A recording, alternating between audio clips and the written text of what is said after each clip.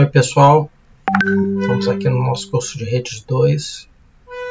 Vamos agora ver, por alto, alguns equipamentos comuns em uma rede e alguns deles fazem parte de uma rede sem fio.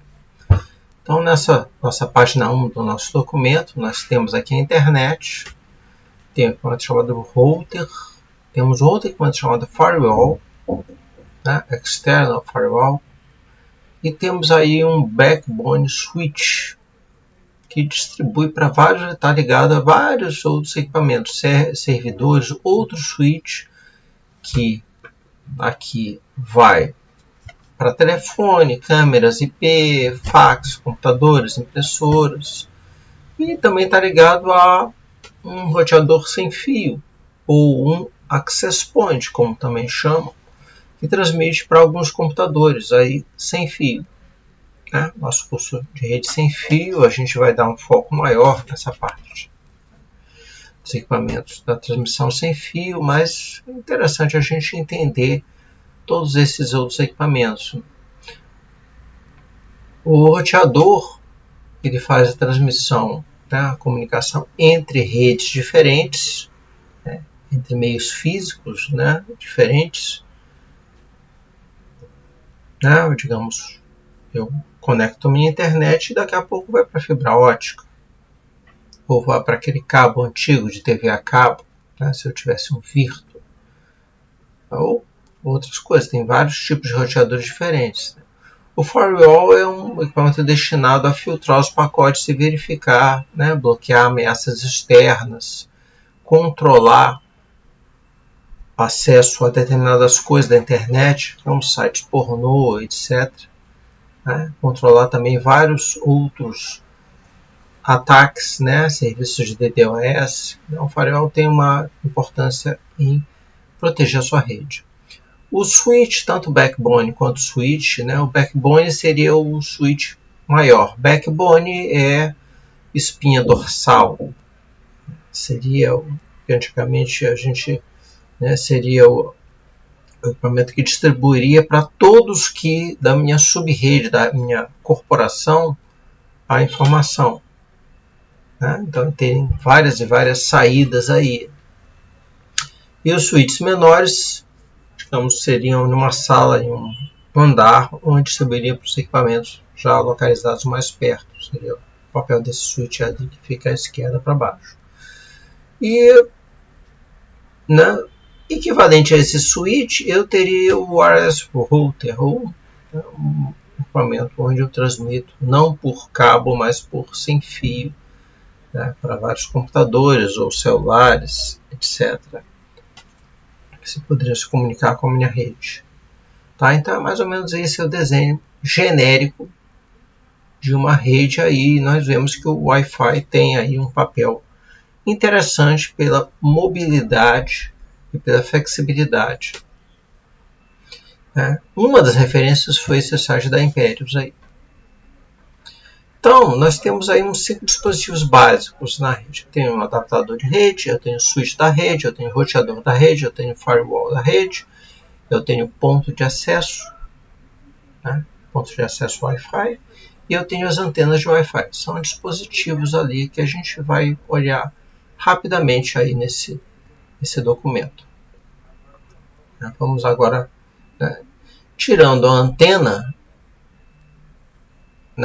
tirando o adaptador de rede, que fica no computador cliente, você pode ter um celular que tem uma anteninha, você pode ter um notebook que também tem uma anteninha lá interna.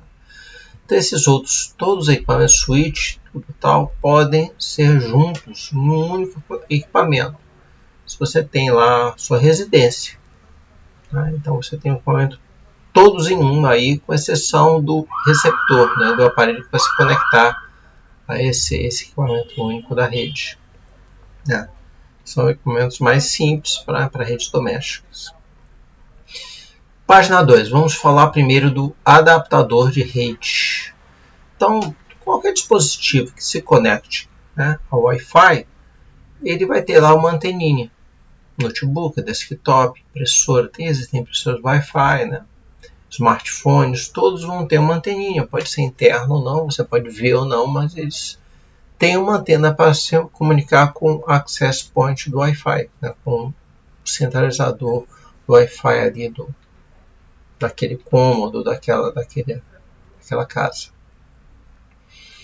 Então, para você se conectar ao Wi-Fi, você tem várias coisas. Você pode ter uma placa-mãe no seu desktop, uma placa, né? A própria placa-mãe pode ter lá uma conexão Wi-Fi, ou você tem uma placa PC, né, que tem uma antena de Wi-Fi para fazer o seu computador desktop, né, se comunicar com Wi-Fi. Pode ter um adaptador USB.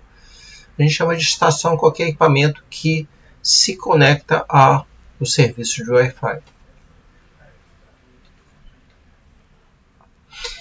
Cada adaptador de rede tem um endereço físico, um código único chamado MAC ou IMAC, né? Media Access Control, que é um índice, né, de controle de acesso à mídia. É um número único, ele tem 6 bytes. 6 bytes é muita coisa, casa de trilhão. Então, qualquer equipamento que seja fabricado, ele vai receber uma identificação de que se conecte ao Wi-Fi, recebe uma identificação única. Tá? Então, seu smartphone, celular, tablet, tudo tem lá um código IMAC. Pode ver aqui, tanto nesse computador rodando lá o Linux, ele tem lá um número, né? Está em hexadecimal aí, né? 5C, C9, D3, ele está em hexadecimal. Né? E você também pode ver nos detalhes da conexão de rede. Também você pode ter esse número de endereço físico da rede. Né? Isso é o controle primário, né? Utilizado pelo Access Point ali para comunicação entre esses equipamentos. Temos uma referência aí, se você quiser entender mais sobre MAC, temos uma referência da TecTudo. O switch de rede, né, é quando você tem uma rede local, né, então você tem lá como se fosse um cruzamento de uma avenida, onde você tem várias opções de caminho. Esse é o switch, né, não só uma bifurcação, uma trifurcação, cruzamento. O switch ele conecta vários e vários equipamentos.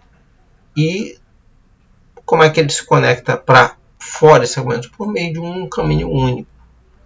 Mas ele embute ali, claro, nesse caminho único, vários códigos para dizendo, olha, tenho informação desse equipamento, olha, o destino é esse equipamento. Ele sabe esse controle aí, né, porque ele tem uma tabela de endereços do MAC, né, do Media Access Control. Então ele sabe para quem ele vai enviar e receber aquela informação que está recebendo no caminho que ele se conecta com o exterior.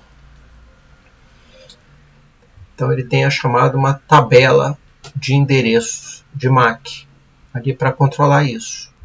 Então se você liga o equipamento novo ali, espeta um equipamento novo no seu switch, esse equipamento liga e no momento que esse equipamento liga, ele percebe que ele está conectado com algum switch, ele dá uma mensagem, olha, eu sou equipamento que tem um código MAC tal. Estou aqui, hein? Qualquer coisa é para mim. Né? E o switch, ele tem uma função, ao detectar um equipamento novo, ele tem uma função chamada broadcast, ou transmissão para todo mundo. Que avisa, olha, tem um endereço MAC aqui novo aqui. Esse endereço aqui. Então, qualquer coisa, manda para mim, que eu encaminho para ele. Bom, então, a gente deu para ver que quando os equipamentos são ligados, eles têm lá uma negociação para dizer, olha, eu estou aqui.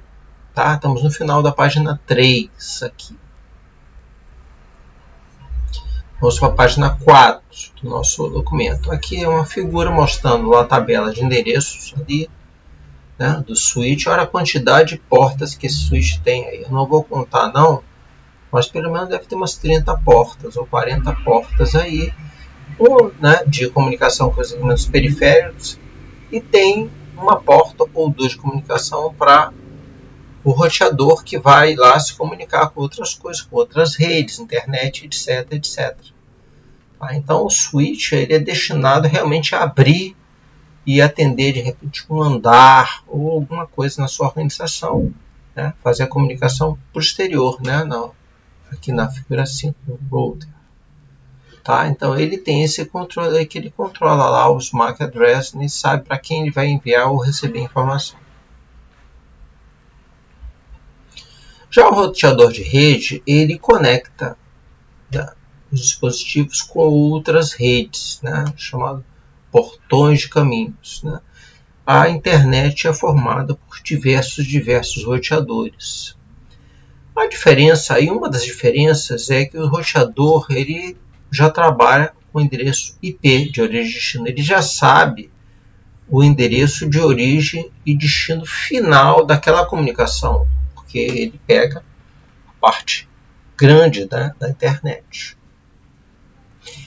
E ele também trabalha com a comunicação entre eles, seja por endereço. Cada roteador tem o seu endereço MAC e também tem a sua tabela de roteamento de IPs. Então ele consegue pegar o início e fim e fazer a transmissão ponto a ponto entre roteadores. Né? Então é um trabalho um pouco mais complexo, que ele tem uma tabela de roteamento. Inclusive, você tem uma rede de roteadores, como é na internet, e vai existir mais que um caminho entre origem e destino. Então eles têm lá um algoritmo para decidir qual é o caminho mais curto, qual é o melhor caminho para enviar a informação de origem e destino. Tá? Não é trivial esse tipo de decisão. Tá? Da tabela de roteamento existem vários algoritmos, vários até trabalhos científicos para otimizar isso, permitir que os roteadores detectem, né, muito tráfego em determinados caminhos e utilizem outros para que a informação seja transmitida com sucesso da origem ao destino. Tá?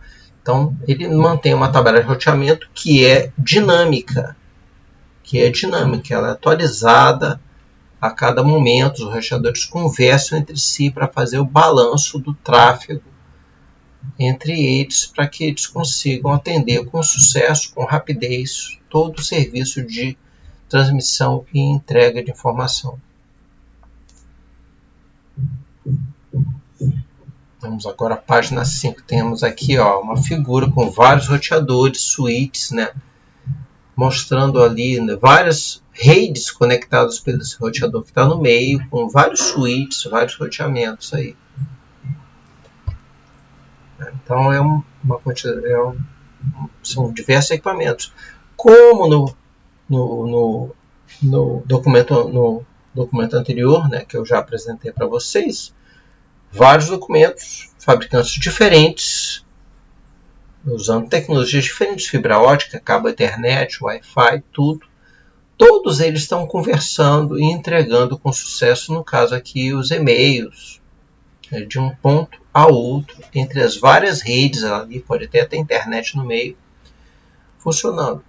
Tudo isso aí graças aos padrões de transmissão. Né? As pessoas se reúnem, os padrões são chatos de ler, são chatos às vezes de seguir, mas faz equipamentos diferentes conversarem com sucesso entre si e permitirem que todo mundo consiga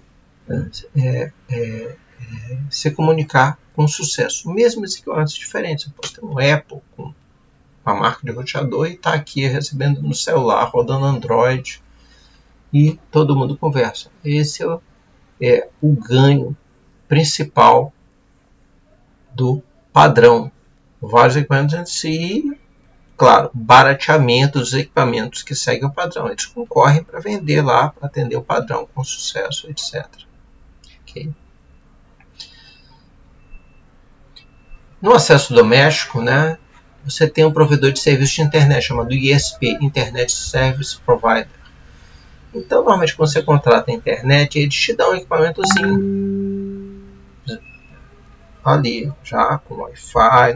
Antigamente não era Wi-Fi, mas agora já vem com Wi-Fi, vem com anteninha. Você conecta lá na sua fibra ótica, no seu né, o seu telefone, né, o seu cabo lá do telefone, que é antigo Velox, ou no cabo lá da sua TV a cabo, né, o Virtu, e ele já tem anteninha, tem tudo. Né? Então, o que acontece? Esse Internet Service Provider recebe um IP, né, desse serviço que você contrata, que você está pagando, e ele gerencia várias coisas ali, né, vários equipamentos ligados a ele, sem fio. Então ele serve como função tanto de switch como roteador aí, como conexão à internet, né, tudo em equipamento só. Vale lembrar que esse IP que ele recebe pode ser dinâmico ou estático. Normalmente é dinâmico, é um IP dinâmico que o serviço de internet está lá, o IP no momento que não esteja sendo usado, e o roteador passa a usar esse IP e compartilha esse IP por meio da máscara, né, de endereçamento com os diversos equipamentos, né, que fazem uso dessa rede. O IP também pode ser estático ou fixo. Né? Então você pode desligar o roteador, religar e ele vai receber o mesmo IP. Normalmente isso não acontece nos serviços mais domésticos. Tá? O IP estático normalmente é usado em servidores, onde você tem que ter o banco de dados naquele IP fixo. Então, as organizações eles utilizam IP estático. Ou organizações realmente que tenham um cuidado maior com a transmissão, etc., atribuem IP fixo a cada equipamento aí. Isso é muito mais caro. Então, o uso doméstico, normalmente o IP é dinâmico. O IP que estiver lá sendo usado e o próprio equipamento gerencia isso aí, a transmissão ocorre com sucesso. Se você desligar e ligar o equipamento, você pode receber um outro IP. Tá? Mas como vocês conhecem, não prestam nenhum serviço de banco de dados, nem de transmissão de broadcast para fora, não há nenhum problema com isso. Tá? Então, esse roteador gerencia diversos tipos de rede. Né? Então, dependendo do caso, pode ser tamper ring, pode ser fibra ótica, etc. Né? E a vantagem do roteador, né, no caso sem fio, que você pode fazer a comunicação entre esses equipamentos. Basta você configurar que você confie em todos os equipamentos ligados aqui na rede. Então você pode transmitir arquivos de um computador para o outro ali por meio do roteador ou que você tiver ali doméstico. Tá? Então tem algumas diferenças entre o roteador e o switch. Né? Quando você liga lá o equipamento, o roteador também detecta a mesma coisa o broadcast que o switch. E ele conversa entre si dizendo, olha, eu estou atendendo esses IPs, estou atendendo esses IPs aqui. Então os outros roteadores detectam que, opa, tem um roteador novo aqui conectado. E não, então qualquer coisa desses IPs eu mando para ele. Então eles conversam entre si todo o tempo para avisar que equipamentos eles estão servindo. Né? Como se as unidades de correio conversassem entre si, avisando, olha, eu atendo essa faixa de CEPs, olha, eu atendo essa outra faixa de CEPs.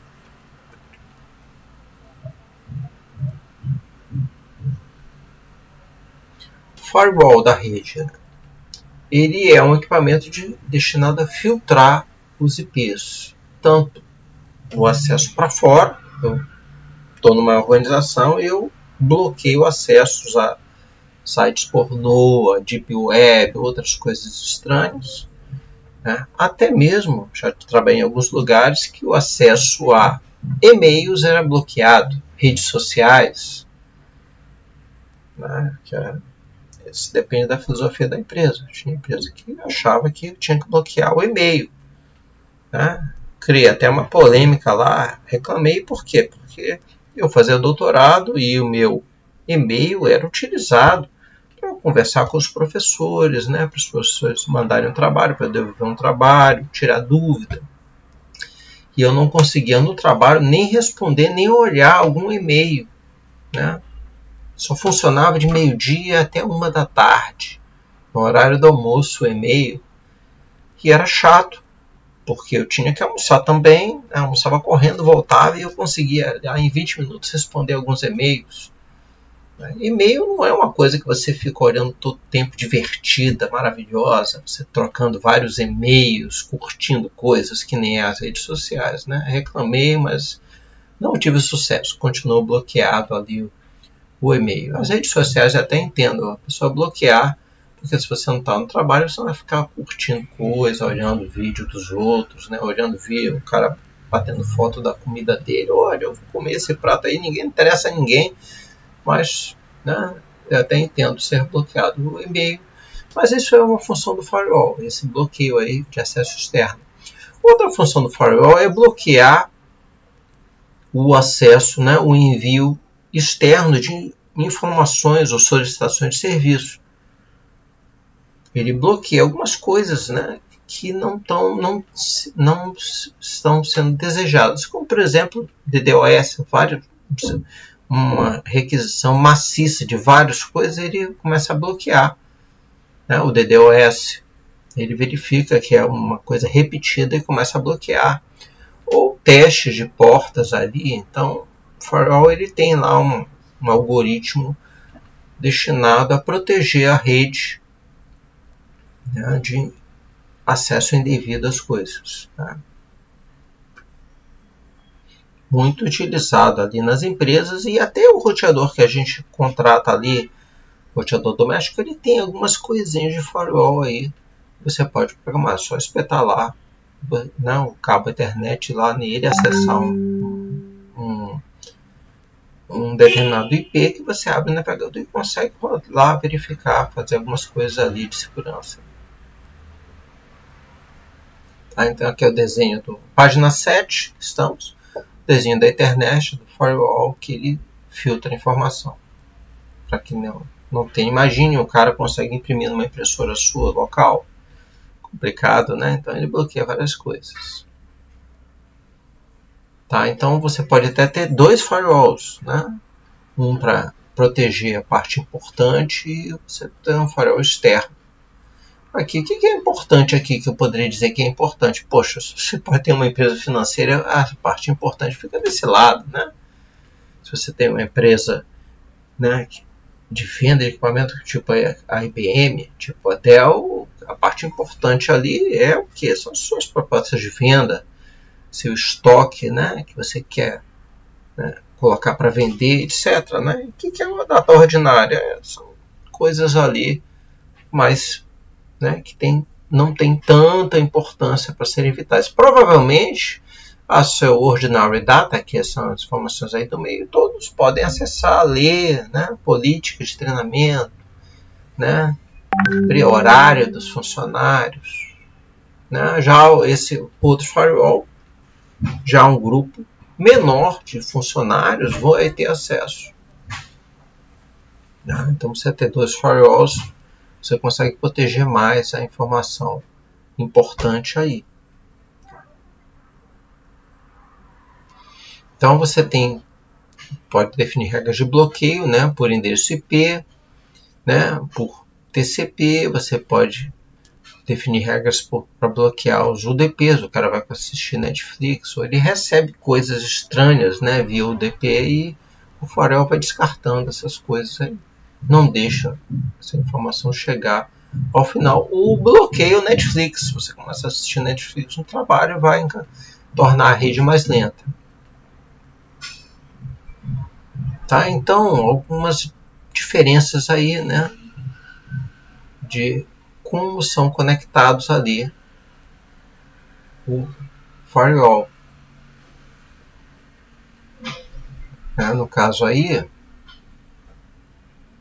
eu temos a internet, eu tenho um modem, um firewall e switch. Mais ou menos é esse caminho que se segue. Internet eu não tenho controle nenhum, eu tenho um modem dizendo, olha, o que tiver de internet para mim, e passa para o firewall. O firewall filtra, né, o que tiver para mim de porcaria e interessante, me manda, que o firewall vai tentar segurar toda a porcaria e vai passar o que é importante para o switch. E o switch vai repassar para os equipamentos devidos.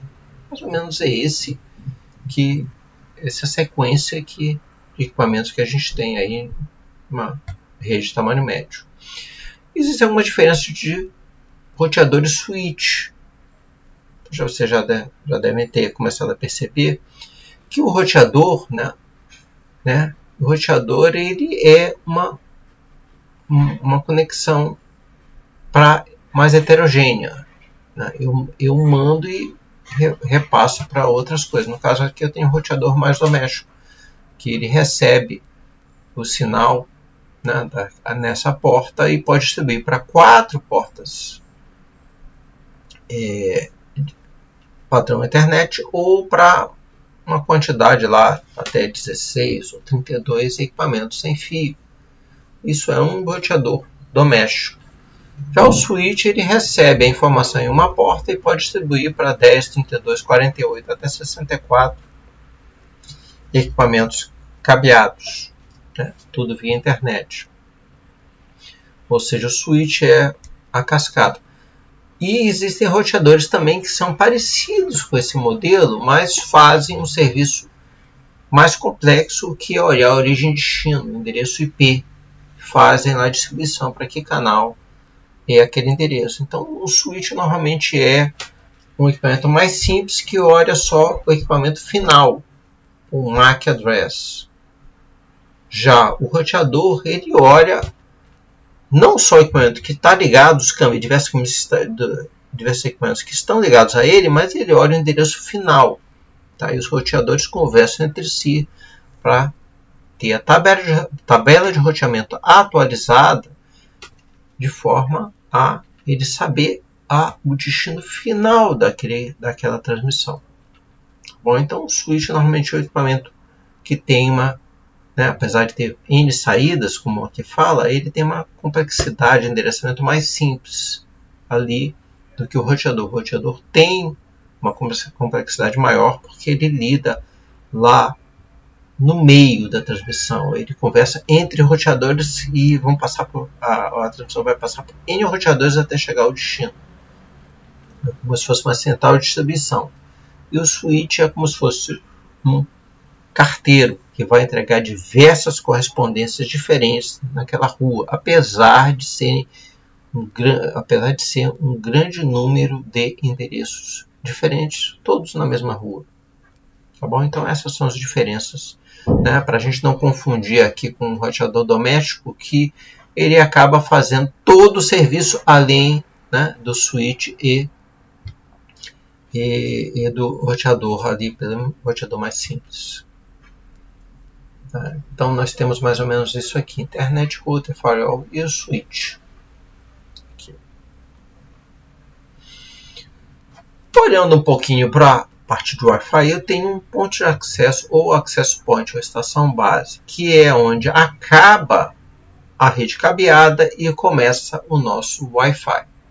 Então temos o ponto de acesso, que eu chamo de repetidor de Wi-Fi.